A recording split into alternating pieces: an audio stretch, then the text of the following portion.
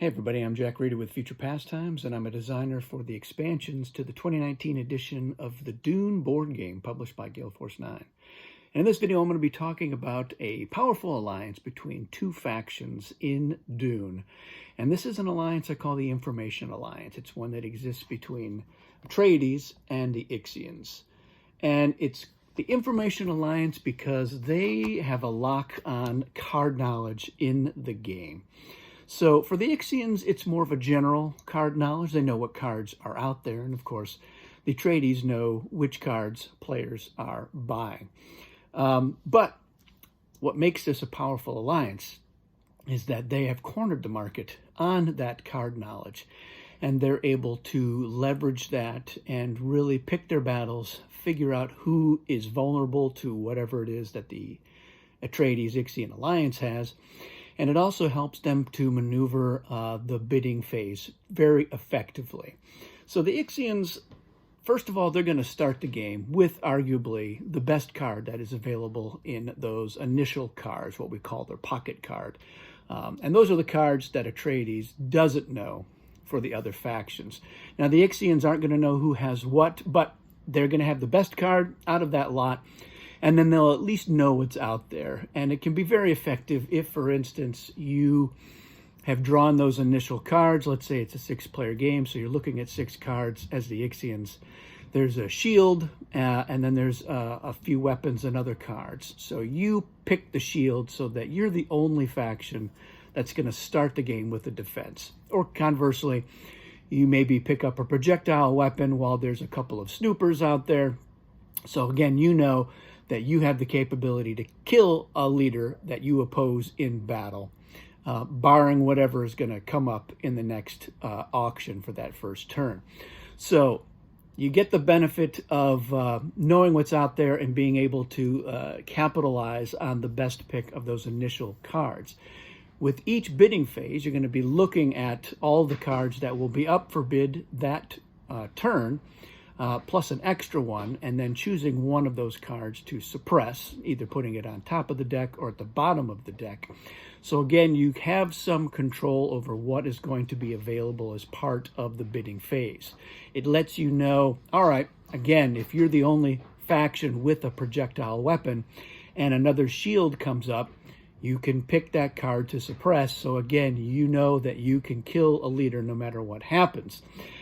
The added benefit with the Atreides in there is then you're going to know in those cases where maybe another shield does come up. So let's say you've drawn 2, you can't suppress them both. So somebody is going to be able to buy it.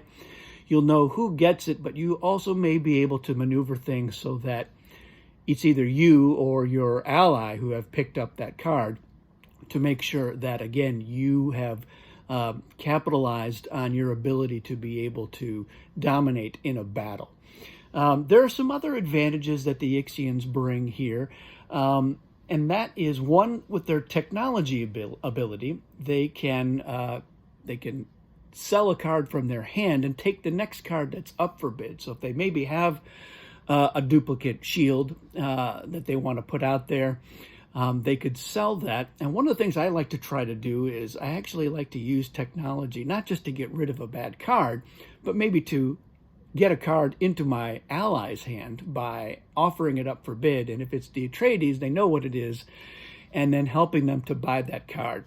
But it also works with a bad card. In fact, and sometimes even in a better way, because you put it up and you maybe help your ally to buy not a very good card. And you can tell people, all right, we're putting up a cheap hero. That's what's going to be for sale. And or something else that you know that the other factions maybe aren't crazy about paying for. You know, if it's a worthless card, the Bene Gesserit will go after it, but the same thing possibly with Chom, but most of the other factions don't want that. But if Ixian's ally buy that worthless card or that lousy card or whatever it is, they can immediately discard it and then just take the top card of the treachery deck. And if you have top-loaded that deck with a card that you have suppressed, so like you could say, yeah, look, how would you like to get the laser gun? Put that on top when it comes up for bid, and then whatever card your ally buys, they can just ditch that card and take that top card instead. So that sort of stuff is what really makes this a potent alliance. Now, the downside with these two guys, of course, is they don't have any income. Then there's no natural way for these two factions to earn spice. But with the Ixians, you have the cyborg and suboid combination makes them a pretty effective combat faction. And then if you throw in the prescience on the battle plan that they get from being allied to the Atreides, they become even more formidable in battle. So when you have this alliance, it's not just about let's go for the win, but you may need to build up to it and get a few more treachery cards and get the spice by going after spice blows. The Ixian leaders they have some decent leaders, nothing super high, but they got a couple of 5s. So, in fact, they're very analogous with the Atreides leaders. No benefit of the Kwisatz, but you have some good combat capability there, coupled with the fact that, again, they are starting with one of the best cards that's available to the factions at the beginning. They've got the Hidden Mobile Stronghold, which they start off in, so they've got a stronghold to start with. And it's harder for the other factions to get into that stronghold, depending on where it's placed. So they can play keep away fairly effectively. A faction like the Guild and their ally can cheaply get into the Ixian Mobile Stronghold, so be careful about that. But as long as you are not in range of an Ornithopter move, it's just not very cost-effective for factions to try to go into the HMS in force. There's just, it's too expensive because they're usually having to ship into a desert territory or maybe a rock territory, but it's not a stronghold territory. So it's expensive to get in there. And if you're playing advanced, you have the added benefit of if they've spent a lot of spice to just ship to get in there, they're not going to be able to spice dial very effectively. And if you've got some spice, then those cyborgs, adding 2 each, it can be very effective. And then the suboids can absorb the losses. If you've had to sacrifice some cyborgs and at least had a couple of suboids left over, it's the suboids that you send to the tanks and you keep the cyborgs.